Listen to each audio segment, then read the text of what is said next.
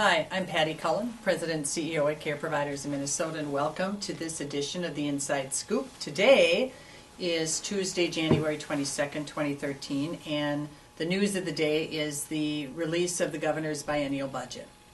So today, Governor Mark Dayton from the DFL party released his biennial budget. It includes new revenue that's aimed at reducing the current projected budget deficit, investing in the future. It reduces some funding for programs and services, but it raises additional revenues in many categories that will fund additional programs. Remember, this is just the executive branch's proposal. The minute after this is released, the legislative branch takes action and either likes or dislikes various components of this budget. So over the next 5 months, the governor will work with the legislative leaders to come up with some compromise spending and revenue package that moves Minnesota forward. So it's important to know that this is the next stage in a series of negotiations that will be underway. So without further ado, I'm going to highlight the high-level issues that are of interest to you in Health and Human Services.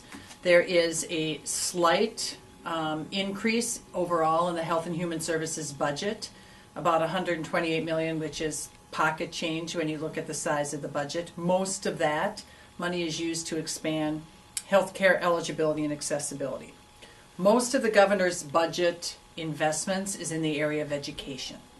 And there's a lot of new tax revenue that's going to be collected to spend more on education, everything from paying for all-day kindergarten to investing in the University of Minnesota, funding teacher evaluations, funding anti-bully prevention efforts. So if I were writing the headline for the governor's budget, I would say new taxes, new tax revenues being requested to fund education.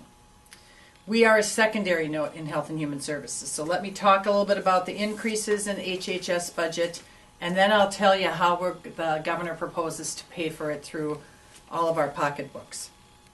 The Reform 2020, which was the big proposal, waiver proposal to the Centers for Medicaid and Medicaid Services, that includes a lot of changes to the alternative care program, first contact program, pre-admission screening program, vulnerable adults protection program. There's about 10 different provisions in the governor's budget, fully funded to implement Reform 2020. The biggest component of that, I think, that we're interested in is the establishment of this new home and community-based services, individual community living support program, and expansion of community first services and supports. We'll be giving you a lot more details as this program evolves. Much of this does not require CMS, the Centers for Medicaid and Medicare Services, to approve the waiver. They can just do this legislatively. There is a home and community-based services report card, and the key to that process that's being established in here is how money is going to be given in the future based on where you sit with the report card. So the process is starting for the home and community-based services report card across all waiver programs, and one of the components that is funded in the governor's budget proposal is quality of life questionnaire for recipients randomly selected of waiver services. Rate increases for home and community-based services. There's moving pieces that have been evolved based on what passed 2 sessions ago, last session, and what's being proposed in the governor's budget. So 2 sessions ago, when there was a rate reduction, there was going to be a buyback of 0.5% of that rate reduction that goes back into the elderly waiver, CADI waiver, all the waiver rates on July 1st. So it's 0.5% on the upside. Then you have a 1.67% contingent cut, which was stemming from activities from last session. So last session, if the federal government did not agree to an earlier adaptation of the level of care changes, a 1.67 contingent cut was applied across all waiver programs and all aging programs, with the exception of nursing facilities. So you net out going into the start of this next year with the governor's budget having a reduction of 1.67% minus the 0.5 add-on, so it's about a 1.17% reduction. The governor's budget does not include a rate increase for home and community-based services. Instead, it includes money for a pay-for-performance type of program for the next 4 years. The first 2 years of the biennium, this performance program is a competitive performance incentive payment program mirrored after the nursing facility performance incentive payment program. Only about $6 million across all waivers. It's a drop in the bucket. Competitively, entities will compete to get up to, and I don't even know what percentage increase, some increase, and that's for the first 2 years of the biennium. After that, because the budget is a 4-year budget, the first 2 years have to be balanced, but then it's projections into the next 2 years going into 2016-17. If the report card is built by then, and the assumption is it will be built by then, you will be getting an increase then as a waiver provider in 2016-2017 based on your performance on the report card. A pay-for-performance add-on, not competitively driven. Everyone's eligible for it based on whatever criteria is set on the report card. So the work we'll be doing in the interim on the report card will be very critical to all of our members.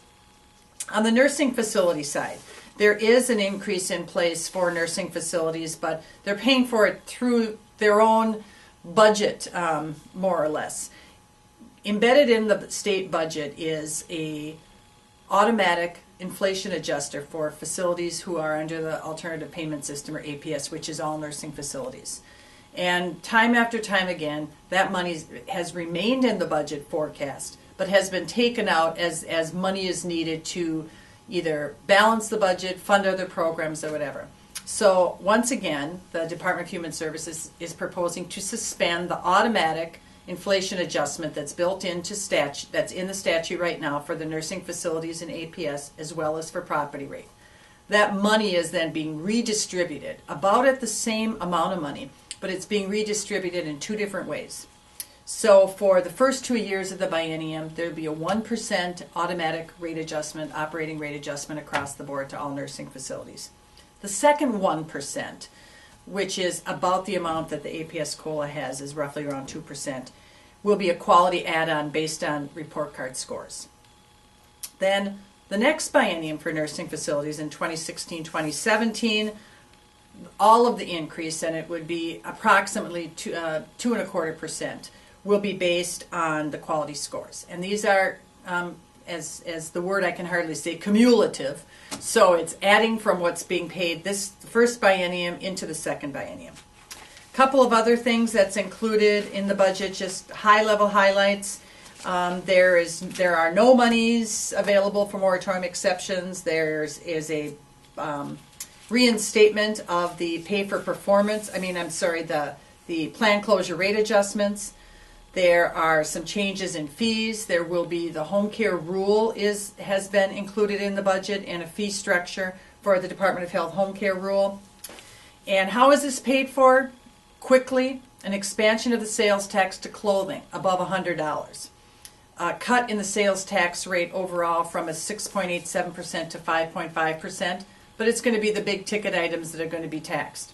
Increase of income tax. So there's an increase of taxes on couples with a taxable income above $250,000 a year, or for single individuals, anything above $150,000 level, there's a new bracket that's pretty high. Right now the top bracket is at 7.85. The new bracket would be 9.85. There will be some negotiations, I'm assuming, on this as the tax committee reviews all of this. Cigarette taxes, there'll be an increase of 94 cents per pack. And there will be some property tax relief and corporate income tax structure. So dramatic changes in the state's tax structure that, again, focuses on K through 12, early childhood ed, and I think overall we're going to see a lot of discussion. There hasn't been included in the budget a lot of provisions tied to the fiscal cliff that's going to be discussed again in Washington, or the health insurance exchange. There are some separate pages on that, but the intersection on what it means for us to cover our employees with health insurance based on the exchange is not addressed specifically in the HHS budget. So, hot off the press, that's what the governor's budget looks like in high-level form. We will be giving you a lot more information, including some talking points you can use. You know, our overall message is thanks for putting a little bit in the budget, but based on where we're at and with the number of years of freezes and reductions, it's not enough. You need to reinvest, and invest in seniors. Thank you.